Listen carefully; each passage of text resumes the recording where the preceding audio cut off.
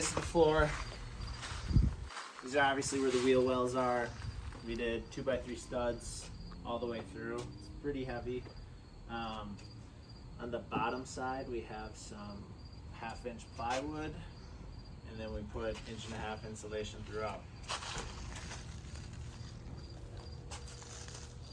Next move is going to be to take this truck bed liner, roll on paint, and we're going to paint the bottom of it. And then once we build the tub walls up the side, we'll paint that too to waterproof it. Okay, you notice we left the insulation out of this part, so what we're going to do later is I'll probably have to rub this down a little bit, but we'll have like a slotted board kind of thing that fits right here, and underneath we're gonna have like a pan, and then that way if we have like snow on our boots and stuff, when we put them here by the wood heating stove, it'll melt and we'll have like a makeshift drain. Okay, progress update. So we obviously put on the walls of the tub. We used 2x3s here. We doubled up in the corners, and then we used 1/2-inch ply on the side. On the bottom we used 3/4 inch, just because it's a little stronger, but it's also cheaper and you're not going to see it.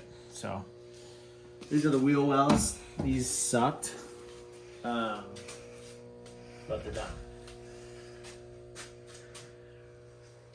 What else? Oh, the floor wasn't on last time, so this is just like a 1/4-inch laminate.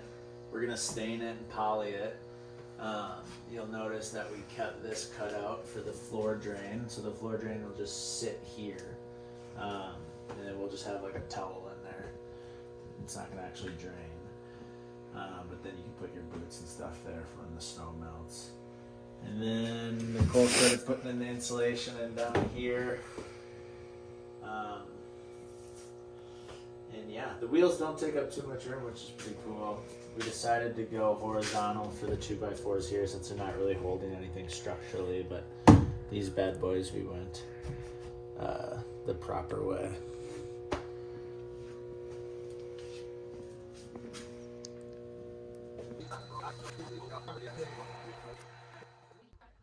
Okay, so now that we got the tub of the truck camper framed out, we started the sealing process. This is because it was getting pretty heavy and we were gonna probably have this side face down for the rest of the build.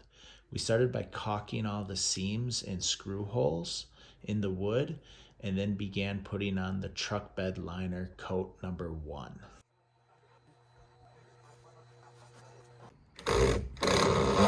Once we finished that, we threw her in the truck and we started building out what we call the wings.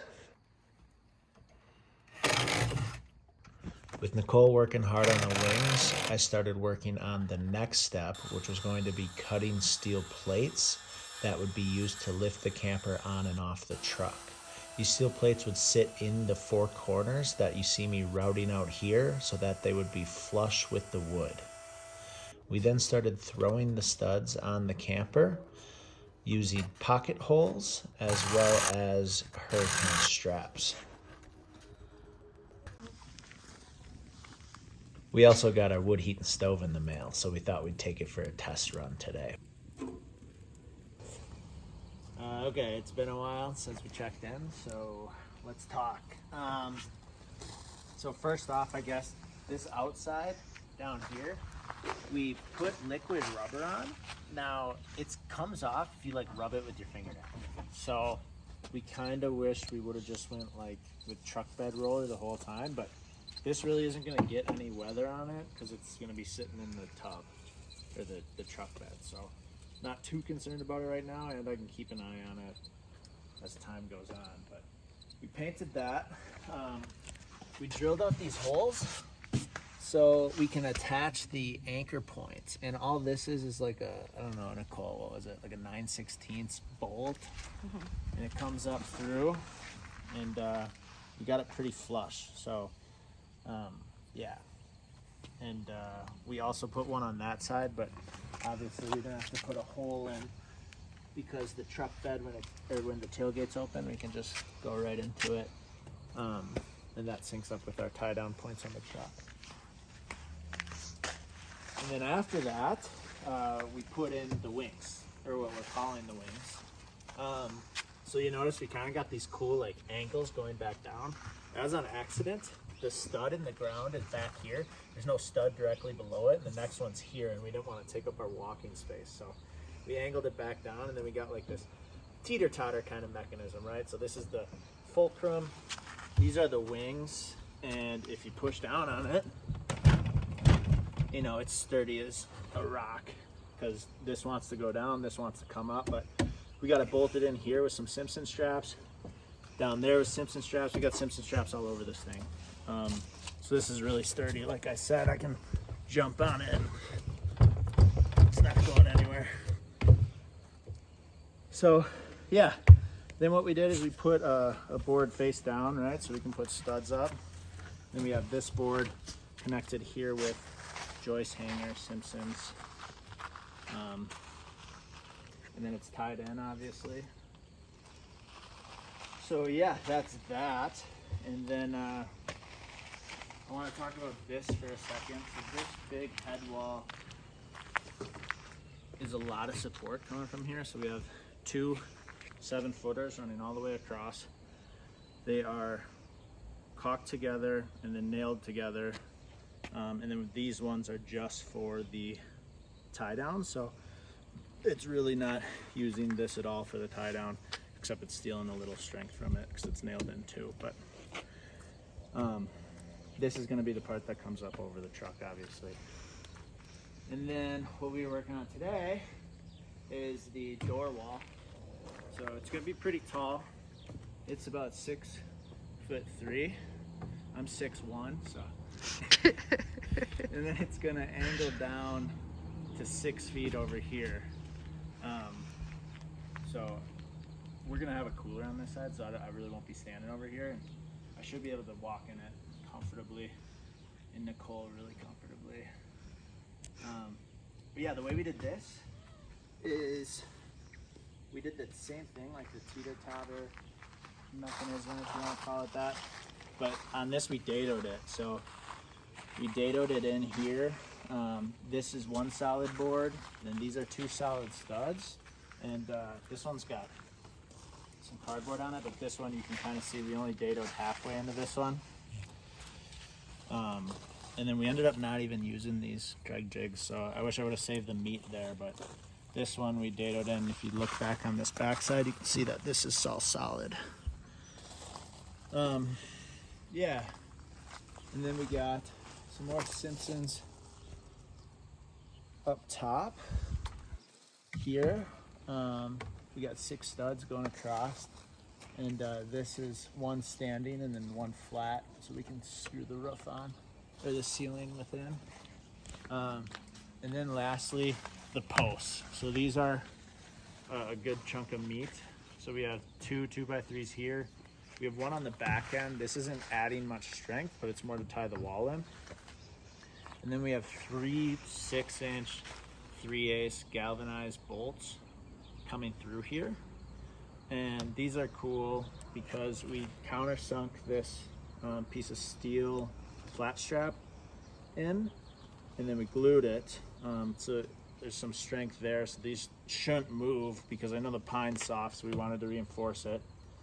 And then the reason this is so beefy is because the camper jacks are going to go on this because we don't want them on all the time. And then it'll, you know, lift the whole thing up from here. So we really wanted a lot of strength here. You can see there's a lot of hardware here, and we actually want to add a little more on this side. That will do. But these bolts will always be sticking out like this, which, you know, some people leave the camper jacks on all the time, and we're just gonna have bolts, so you know, you get what you get. But yeah, right now it's built like a brick shit house.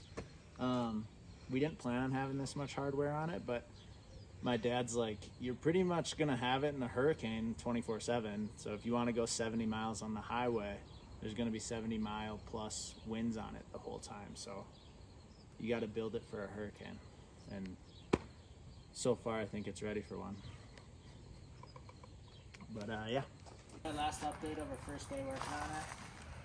You can see it get dark. So you saw the front wall. We put in the other ones, obviously. We framed up the windows. So we just have our trusses going all the way across, and then we have these little in-between blocks holding it. We use hurricane straps on the studs on the bottom.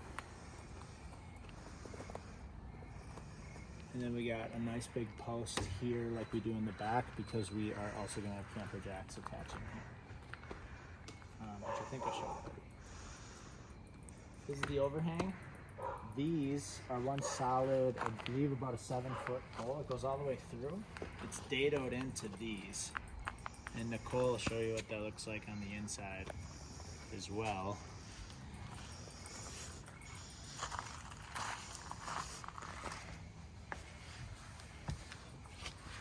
This is all Nicole's handiwork, these dados.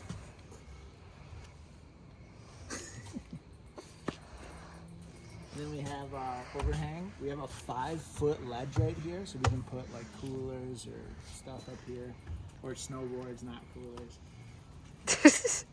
or Doug's dog bed.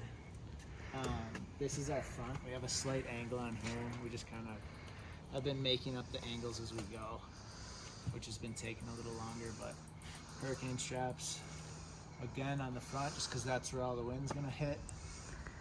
And then yeah. Here.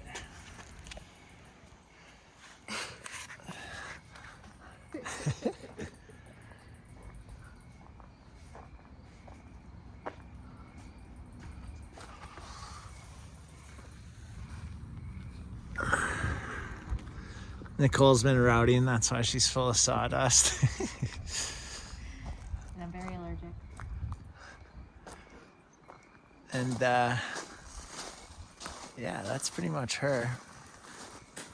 You could Oh. tell them that like, we were gonna put the fan and stuff. Yeah, here, I'll hand it to you. This is the other window. We just have a small one on this side. And then obviously we got to tie those in yet.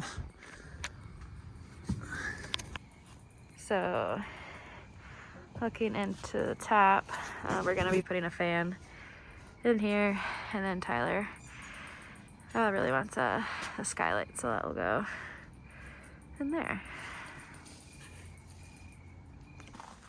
I don't even know. I think just the frame was up last time. So obviously we're putting the outside on. We did cedar planking with shiplap joists, and then we wood glued it together. You can see the wood glue is coming through. We got to clean that up, and then we nail gunned it with 16 gauge straight finish 2-inch nails. 3 in every board per stud.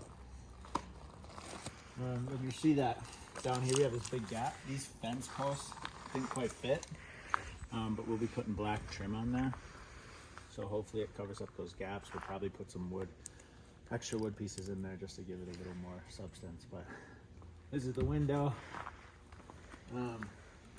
If you don't know how to do the cedar shiplap stuff, that was all endgame. So take a look at his video here. We put Tyvek underneath. That's our like weather protectant, just because we use wood glue here, so it might not be waterproof. But if you can see the way we did the shiplap joints, like water can't really travel up, so it should hypothetically be waterproof. But we got this extra layer underneath just in case, and that'll help with wind too. But yeah.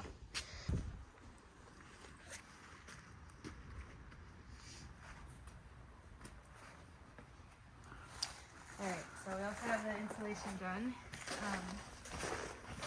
This is my job of the project so far, but we put 2-inch board in. Still got a little ways to go up here, but this is what it's looking like so far. This is the roof. We got 2 pieces of plywood up here. I'm about to put the fan in right there. This is the sunroof. That's like our unique thing we want to do. But I just got like window caulk sealant running on all the screws. You can see I put a ton of screws in. And that's supposed to help with a little waterproofing.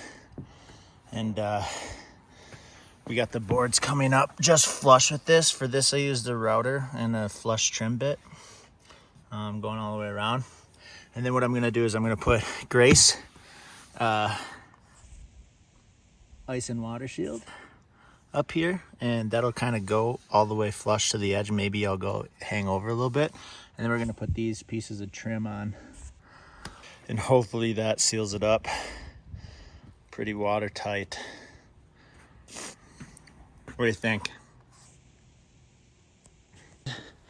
And then I started putting the roof on today. So this is the Grace ice and water shield. I got a little bit of an overlap on the side.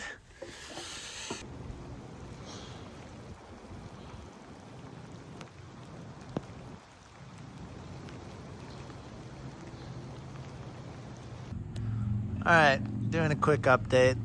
You can see that the window's on, and then we got our trim on top.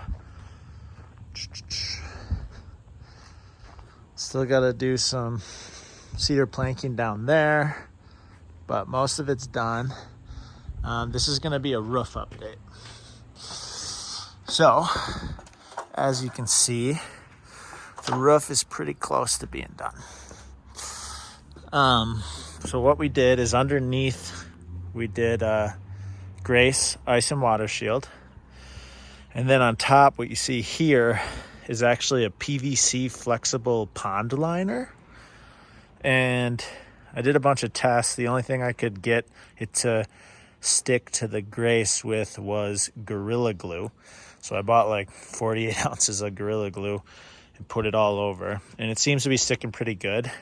And then what I did is I took this metal and I just kind of screwed it down in the corners with some roofing screws. And underneath, you can see, it's kind of squeaking out here, is butyl tape. And that shit's working great to kind of help with the screw holes, so that it doesn't leak inside. The sunroof and the fan, you can kind of see here, because I didn't put the flashing around the fan yet. This is the flashing on the sunroof, but I put a couple of 2x3s to raise it off the roof. So it's raised, and that way helps us get it out of the main runway for the water. This is just screwed and glued on, and then I put caulk all around the seams. And then I tried to keep the screws going into this wood rather into this, just because I want to keep less holes in the roof. I did end up putting 2 here just to be safe. And there's butyl tape under there as well. And then at the front, to hold it down, I got a little bit of a different thing. Different piece of metal and a bunch of ugly caulk, but luckily no one's going to see it up here. Yeah, that's pretty much it. The whole thing's pitched an inch this way. And so I did take the flashing and put it over the window here, but down here, it's under. And then I put a bead of caulk there. Again, it's pretty ugly, but you won't be able to see it. And the reason this is foggy is because I still have the protective film on it. It did rain last week, and I had a couple leaks, but that was before the flashing was on, so I'm hoping that fixes it. And then this one, I'm doing the flashing a little different. I'm going to put it on like this. This didn't leak at all, so I'm pretty confident in that. But yeah, all in all, that's how I did the roof. So there's your update. All right, I'm gonna show you how we load the camper. I got it sitting on just these 2 sawhorses right now, and then we have the camper jacks on already. So it's got technically 6 spots of support, but yeah, here's the process.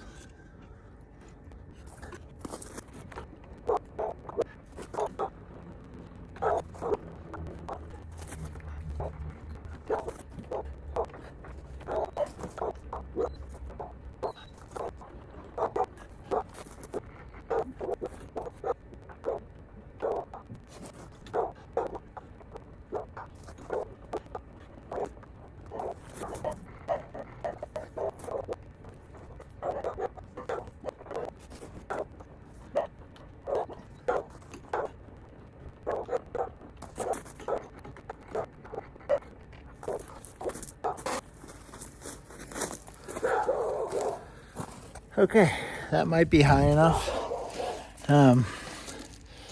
Before I back the truck under, I'll show you guys what it looks like. So we got the tie down point here. We got the tie down point here. This one's got the turnbuckle on it.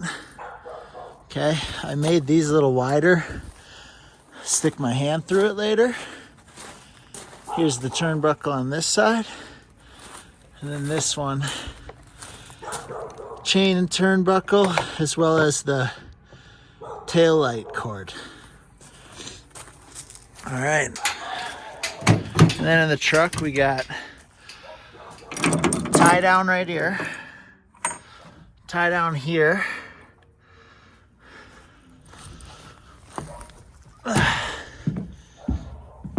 tie down here,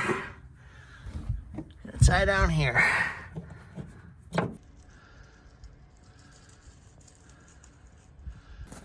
All right, back the truck under, and we got a little bit of a gap here. So now it's time to lower it.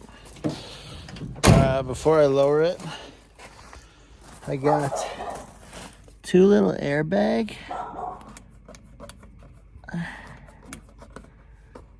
Two airbag nozzles.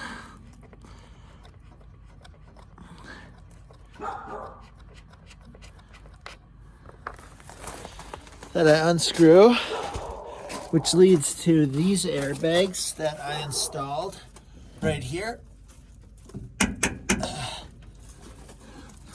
There's one on each side. And then I got this cool Milwaukee tool air compressor, or tire inflator, I believe is the proper term. And this tire inflator allows me to not only lift the truck up when I'm driving, but it also allows me to level out the truck when I camp on uneven surfaces, which is pretty nice. So I'm gonna level this up.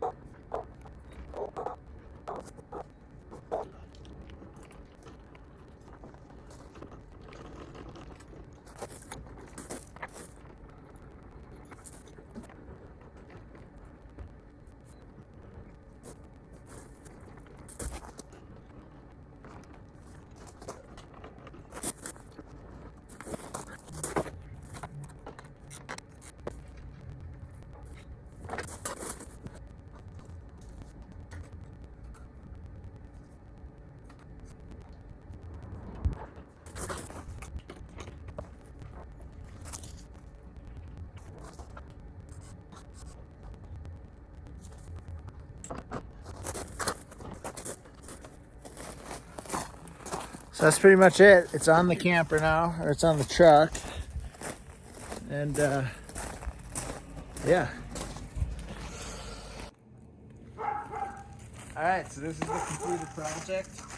Right here you can see one of the truck tie downs with the turnbuckle that brings it right to the truck bed. And you'll notice in here we also have this wire that's to connect the brake light of the truck camper to my truck tail lights. Come on inside. Down here you'll notice the floor drain that we talked about at the very beginning. And when you first enter the camper, on the right hand side you'll see our little wood heating stove right here. This goes up, shoots through the ceiling to this double wall steel pipe, and it is completely surrounded by a 1-inch air gap of aluminum sheets. In this area also is our kitchen area with our drawers and cabinet storage. On this side we have a big window, and on this side we have a small window, and on the ceiling we have our skylight that we like. Up here is where our dog sleeps. This is the dog bed / loft storage area. And over here is where we sleep. This is a pull-out futon. It comes all the way out, so we can sleep in this whole area. And then beneath it is our electrical system. So down here we have a EcoFlow Max 1200 kilowatt hour power system. Coming out of it is a DC adapter flowing into a fuse box that then runs up into the wall, sending DC current to our switch here that controls all 4 of these lights. It's a dimmer switch, so it can be set to different light settings. The next switch here is the outdoor light or porch light, and we really like that. That's one of our favorite things. The next switch here turns on the sink, and you'll hear a little noise. That's the DC pump turning on and allowing us to have running water whenever we want it. And then the last switch is located up here on the ceiling fan. And this can bring air in or out. And then we have one more wire that runs all the way this way to a USB-C / USB charging port. And the whole system